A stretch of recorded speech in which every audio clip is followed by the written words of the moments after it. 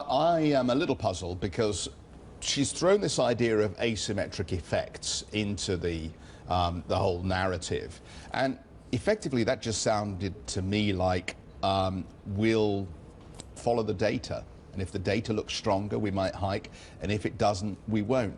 So what value the dot plots, what value any forward guidance that people tried to extract from the speech? You're right, Jeff. I think this is actually, from the market perspective, what we've been waiting for. So, in a way, the Fed acknowledges that there are risks on the global economy side, but they also understand that the US is showing quite some strong numbers. And really what they're saying is that we've compiled all the data, and we're looking at the upcoming data and making sure that the world economy is not going to suffer. Do you feel that this now convincingly removes hikes from the table for the next 2 or 3 meetings? I mean, I know the odds have been shifting here, but FX traders don't like to get caught the wrong side, and there is potential around June, I guess. Yeah, correct. Well, the odds have shifted quite considerably, but we do still think that rate hikes are on the table. It's in interest of the Fed to actually increase the rate hike to have further potential to move back down in case the US economy is showing weakness.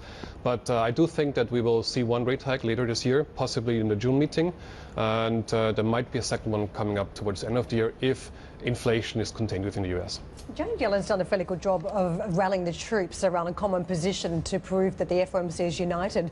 But in recent weeks, we've heard a whole bunch of Fed officials talking about April and whether it should be a live meeting, that the time is now and here to keep on lifting interest rates. But Janet Yellen's tone does not suggest that yesterday and does put question marks around June. So what does that mean in terms of keeping a coordinated approach from the FOMC? Well, I think what the FOMC is trying to tell us here is that we're acknowledging all the various aspects of the world economy, and we're giving you an option that we are looking at the aspects and being able to react quite in the short term of what we are going to do next with the rate hikes. Are they playing us? They're just trying to keep a two-way bet in markets. So you've got some hawks, some doves, they're all talking at the same time. Is it just trying to keep a lid on some of the asset price bubbles that could be existing in markets if you've got interest rates not moving? I think they're trying to comfort all of us, and they're trying to get all of us to give a certain view that we are taking you into consideration, we're making sure that we're on top of it. See, I don't know if I buy that, because if you just look at the inflation comments, for instance, that has been seen by the hawk camps in investor markets that this is a solid reason to lift. Yet this third mandate that I was referencing before, where people think that the Fed has now introduced this third idea of looking at global risks and global markets, is taking them away from the core mandate, and one of them, of course, looking at inflation. Now, the numbers that have come through, some people think are definitive enough to prove that there is time for a rate hike, whereas Yellen was saying she doesn't think it's durable just yet.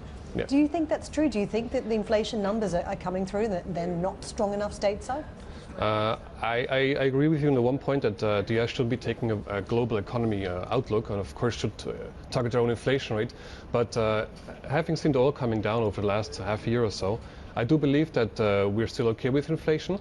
And nevertheless, going forward, if oil would be to increase and would headline inflation would increase, then for sure the Fed would have to take a more detailed look at whether to increase or not.